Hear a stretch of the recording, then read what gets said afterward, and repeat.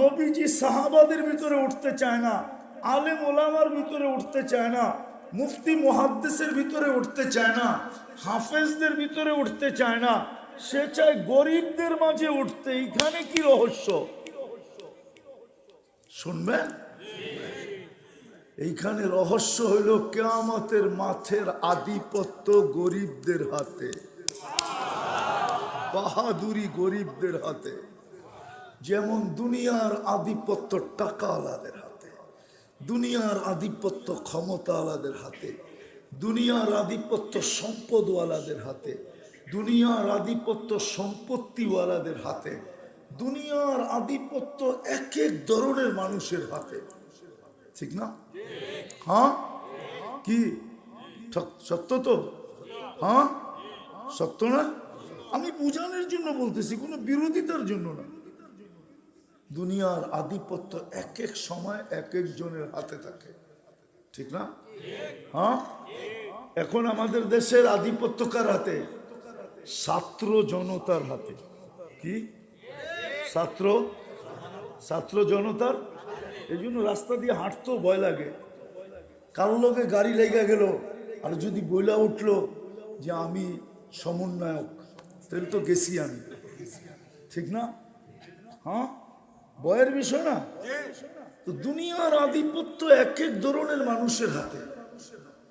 আবার দেখা যাবে দুনিয়ার আধিপত্য কখনো কখনো সুন্দরীর হাতে, তাহলে সে বিশ্ব সুন্দরী কেমনে হইল? ঠিক না?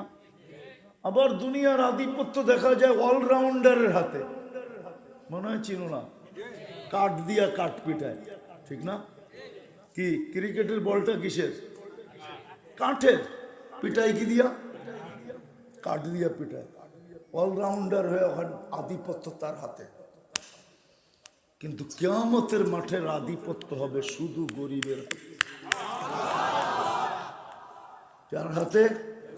হুজুররা বলুক, কিয়ামতের মাঠে কাউকে বলা হবে, কবর থেকে উঠবে আর বলা হবে ইনতালিকু ইলাল জান্নাতি বিগাইরি হিসাব ওয়ালা কিতাব, সিধা জান্নাতে যা, কিয়ামতের মাঠে যে গ্যাঞ্জাম লাগানোর দরকার নাই, চল সিধা জান্নাতে, হিসাব কিতাব তোর নাই, বিদায় কিয়ামতের মাঠে দেখতে যাওয়ারও কোনো দরকার নাই, তুই গেলে ওইখানে গ্যাঞ্জাম হবে। ওইটা আবার কেমনে হবে একটু বুঝাই। কেননা গেলে যখন দেখবে যে ওর হিসাব কিতাব নাই, জান্নাতে যাইতেছে, তো যারা কাপড় দিয়ে 27 জন মরছে না জাকাতের কাপড় আনতে যায় 27 জন, না মরে নাই? কই মরছে জানেন? কোথায়? আরে ময়মনসিংহে নুরানি ফ্যাক্টরিতে। এই তাড়াতাড়ি ভুলে গেলেন? তাহলে তো আপনারা আমার ওয়াজও মুখস্থ রাখতে পারবেন না। একটু পরে ভুলে যাবেন আমি কি বললাম। ওই দিনের কথা তো। নুরানি ফ্যাক্টরিতে মারা গেছে 27 জন। কিসের কাপড়? যেটা এক দোয়ায় শেষ। কয় দোয়ায় শেষ? কয় দোয়ায়? এরা যখন দেখবে গরিব হিসাব কিতাব ছাড়া জান্নাতে চলে যেতেছে, তো পিছেরতে পাঞ্জাবি টাইনা ধরবে, কই যাস? আজকে বদলার দিন। আজকে বলুক বদলার দিন কি না? কই যাস? এক দোয়ায় শেষ হোক,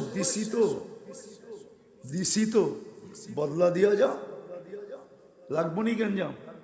এই জন্য ফেরেশতারা বলবে সিধা জান্নাতে, কিয়ামতের মাঠে যেতে হবে না, ওইখানে গেলেই গঞ্জাম লাগবে। আচ্ছা কি করবো জান্নাতে যা? দুনিয়ায় শুধু দেখছো আর বুক জ্বলছে। মনে হয় বোঝেন নাই। কি বুঝছেন?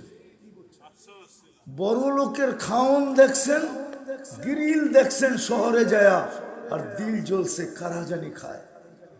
পিজা দেখছেন আর দিল জ্বলছে কারা জানি খায়। হ্যাঁ, সিরিল দেখছেন আর দিল জ্বলছে কারা জানি খায়। ঠিক না? গরিব দুনিয়াতে খাইতে পারে না। ঠিক না?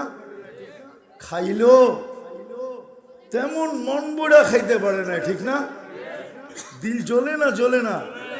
গাড়ি দেখলে, দামি দামি কাপড় চোপড় দেখলে, হ্যাঁ, এদের বাড়ির ঘ্রাণ নাকে লাগলে জ্বলে। তো দুনিয়াতে শুধু দেখছে, খাইতে পারে না, খালি দিল জ্বলছে। আল্লাহ বলবে ওরা দুনিয়াতে ভোগ করছে, তামাত্তাউ খামসুমিয়াতি আম, তোমরা 500 বছর ভোগ করো। আমি ধনীদেরকে ওয়েটিং রুমে বসায় রাখবো। ওয়েটিং রুম বুঝেন? অপেক্ষার রুমে বসায় রাখবো।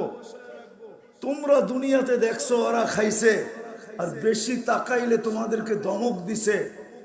না, বেশি তাকাইলে কি বলে, চোখ লাগবো না, পেট খারাপ হবে না, তো বেশি তাকাইলে উল্টা ধমক দিছে, কি চাস বাগান থেকে, ঠিক না?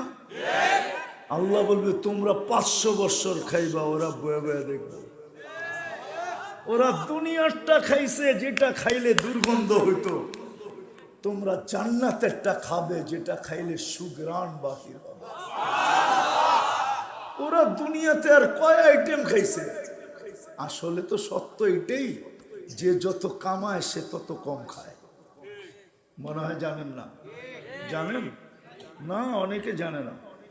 যে যত কামায় সে তত কত। মিষ্টির দোকানের সামনে দিয়ে পর্যন্ত যায় না, গেলেও চোখ ঢেকে যায়। কেননা ডাক্তার বলে দিছে মিষ্টির দোকানের দিকে দেখলে আপনার ডায়াবেটিস বেড়ে যাবে।